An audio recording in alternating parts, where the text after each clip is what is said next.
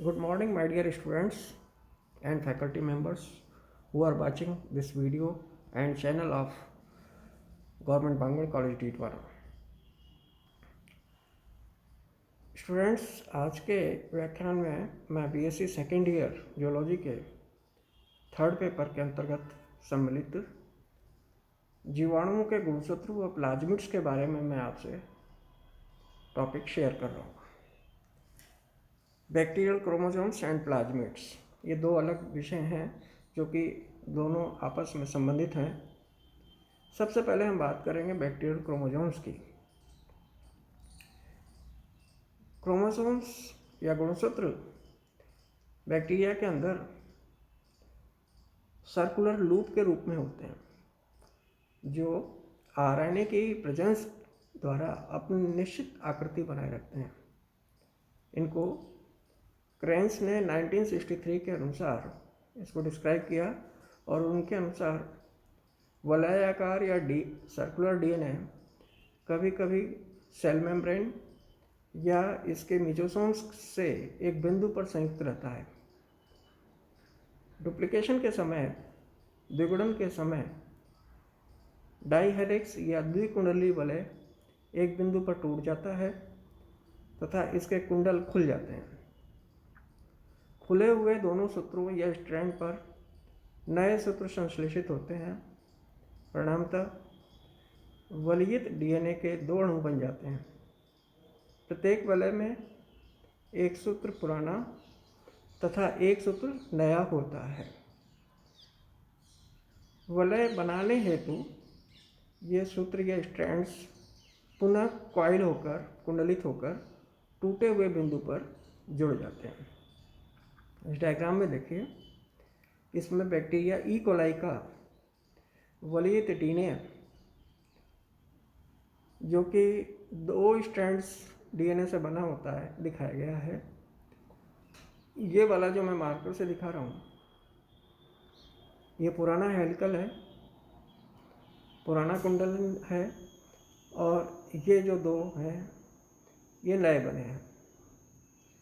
इसके अंदर आप ये देखिए नाइट्रोजन बेसिस हैं ये, और शुगर फॉस्फेट चेन है। तो ये इस तरीके से बैक्टीरिया के अंदर, ई कोलाई के अंदर डीएनए का वलयन दिखलाया गया है।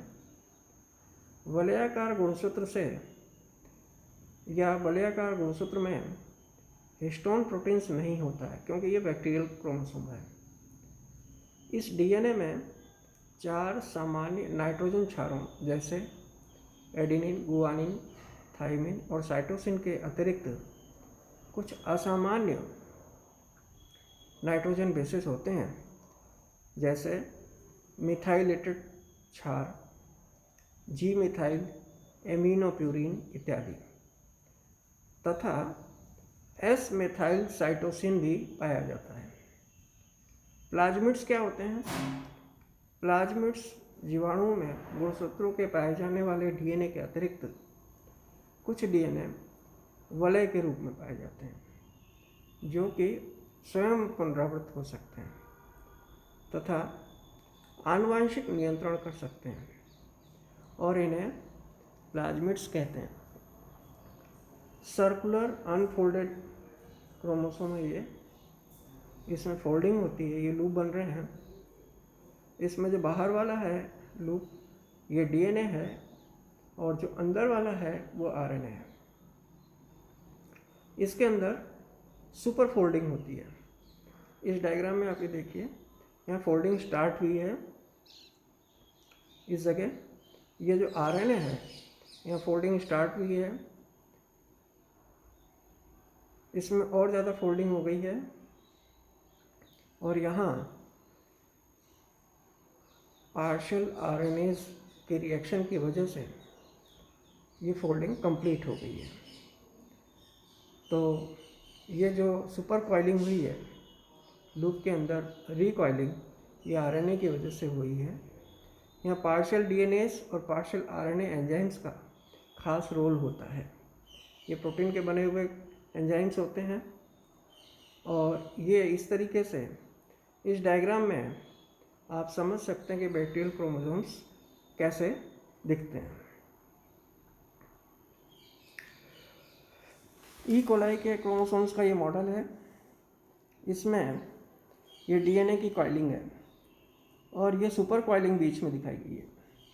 तो इस प्रकार से ये ऐसे, जैसे मैं पेन को घुमा रहा हूँ मार्कर को, लाइक दिस, ऐसे इसके अंदर कॉइलिंग होती है। 1960 में जेकब शिफर तथा वॉलमैन ने इस डीएनए को, जो जीवाणु गुणसूत्रों में स्वतंत्र लेकिन साथ साथ पाए जाते हैं, एपिसोम का नाम दिया। प्लाज्मिड्स गोल डबल स्ट्रैंडेड डीएनए का मॉलिक्यूल होता है, जो बैक्टीरियल क्रोमोसोम डीएनए से स्वतंत्र होते हैं। ये कोशिका विभाजन के समय प्रतिकृत होते हैं, अर्थात रेप्लिकेट होते हैं, तथा डॉटर सेल्स को आनुवांशिक लक्षण प्रदान करते हैं। प्लाज्मिड्स पर जीन पाए जाते हैं जो कि जैविक क्रियाओं पर नियंत्रण करते हैं। प्लाज्मिड जीवाणुओं में जीवित रहने तथा वृद्धि के लिए आवश्यक नहीं होते, अपितु ये गुणसूत्र के जीन के सहायक के रूप में कार्य करते हैं। अब हम प्लाज्मिड्स के प्रकार की बात करते हैं। कार्य के आधार पर प्लाज्मिड्स निम्नलिखित दो प्रकार के होते हैं। पहला है संयुग्मिक। यह ऐसे जीन को बियर करते हैं, वहन करते हैं, जो कि संयुग्मन के समय डोनर सेल्स से रिसेप्टर सेल्स को, ग्राही कोशिकाओं से, दाता कोशिकाओं से ग्राही कोशिकाओं की ओर प्लाज्मिड ट्रांसमिट होते हैं, यह स्थानांतरण को प्रेरित करते हैं। दूसरे तरह का असंयुग्मित होता है। ये संयुग्मन के समय अपने स्वयं के स्थानांतरण को प्रेरित नहीं करते हैं। प्लाज्मिड्स निम्नलिखित जीवाणु कोशिकाओं में पाए जाते हैं। एस्चेरिकिया कोलाई में, ई कोलाई जिसको कहते हैं, सिगेला, साल्मोनेला, सूडोमोनास, प्रोटियस, पार्सिनिया, स्टेफाइलोकोकस ऑरियस, एग्रोबैक्टीरियम ट्यूमीफेसियंस इत्यादि में। अब हम बात करते हैं प्लाज्मिड्स के कार्य क्या होते हैं। प्लाज्मिड्स पुनर्योजी डीएनए के विकास में सक्रिय योगदान करते हैं। दूसरा पॉइंट, जीवाणु संयुग्मन द्वारा प्लाज्मिड्स महत्वपूर्ण जीनों को स्थानांतरित कर सकते हैं। तीसरा, प्लाज्मिड्स में कुछ महत्वपूर्ण एंटीबायोटिक प्रतिरोधी जीन पाए जाते हैं, जिनका अनुप्रयोग औषधि निर्माण उद्योग एवं अन्य अनुसंधान कार्यों में किया जाता है। कुछ प्लाज्मिड्स डीएनए खंड, पोषी कोशिकाओं में रोग प्रतिरोधी गुण, भारी धातु प्रतिरोध इत्यादि क्षमताएं विकसित करते हैं। अब आप समझिए कि प्लाज्मिड्स के उपयोग क्या हैं। पहला पॉइंट, प्लाज्मिड्स तकनीक द्वारा इंसुलिन, इंटरफेरोन, विभिन्न प्रकार के वैक्सीन्स, जिनको टीके कहते हैं, ह्यूमन ग्रोथ हार्मोन्स का व्यावसायिक उत्पादन आरंभ करने में काम आते हैं। सन 1980 में बैक्टीरिया के प्लाज्मिड और मानव कोशिका के 11 नंबर के गुणसूत्र के डीएनए को पुनः संयोजित करके इंसुलिन बना लिया गया, और यह प्रयोगशाला में बनाया गया इंसुलिन मानव शरीर में निर्मित इंसुलिन के समतुल्य था, और इसका नाम ह्यूमुलिन दिया गया था। तो यह इंसुलिन का ही सिंथेटिक फॉर्म है, जो कि similar to the human insulin होता है, और इसीलिए इसको ह्यूमुलिन कहा गया। इसी प्रकार बैक्टीरियल सेल्स में इंटरफेरोन बना लिया गया है। यह प्रोटीन पदार्थ मानव शरीर की कोशिकाओं में कैंसर के वायरसेस के आक्रमण के फलस्वरूप बनता है।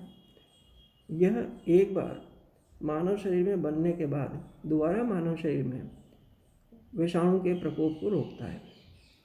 बैक्टीरियल सेल्स में निर्मित इंटरफेरोन का रेबीज के रोगियों में, साधारण जुखाम वाले रोगियों में एवं कैंसर के रोगियों में परीक्षण किया जा चुका है।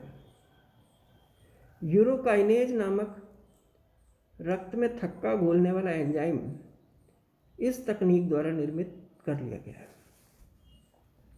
एंडोर्फिन नामक पदार्थ, जो कि एंडोर्फिन जो होता है दर्द निवारक पदार्थ कहलाता है। जब कभी चोट लगती है तो सेल्स में एंडोर्फिन सिक्रेट होता है, जिससे कि पेन को सहने की क्षमता विकसित होती है।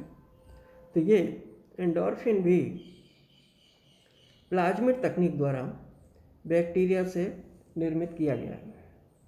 इस तकनीक द्वारा प्रोटोपिन नामक मानव ग्रोथ हार्मोन सन 1986 में निर्मित किया जा चुका है और इसको बौनेपन के उपचार हेतु प्रयोग किया जा सकता है।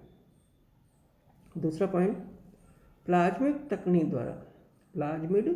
टेक्निक द्वारा नाइट्रोजन स्थिरीकरण करने वाले बैक्टीरिया जीन के प्लाज्मिड को किसी बिना नाइट्रोजन स्थिरीकरण करने वाले पादप जैसे फसली पौधों की सेल्स में एंटर करके समाविष्ट करके ऐसे पादपों में नाइट्रोजन स्थिरीकरण के गुण उत्पन्न करके नाइट्रोजन उर्वरकों की, नाइट्रोजन मैन्योर्स की, फर्टिलाइजर्स की आवश्यकता को निकट भविष्य में कम किया जा सकता है।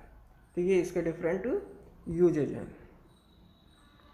तो बैक्टीरियल क्रोमोसोम्स एंड प्लाज्मिड्स के बारे में आपसे सारी बातें हमने शेयर किया। ये बीएससी सेकेंड ईयर के जूलॉजी के थर्ड पेपर के अंतर्गत सम्मिलित है। इसे आप अच्छे से समझिए। यह पूरा प्रश्न आमतौर पर विश्वविद्यालय परीक्षा के अंदर पूछा जाता है। तो प्रश्न इस प्रकार से आएगा, जीवाणु के गुणसूत्र और प्लाज्मिड्स के बारे में लिखें। तो आपको इतना सारा लिखना है। Thank you very much.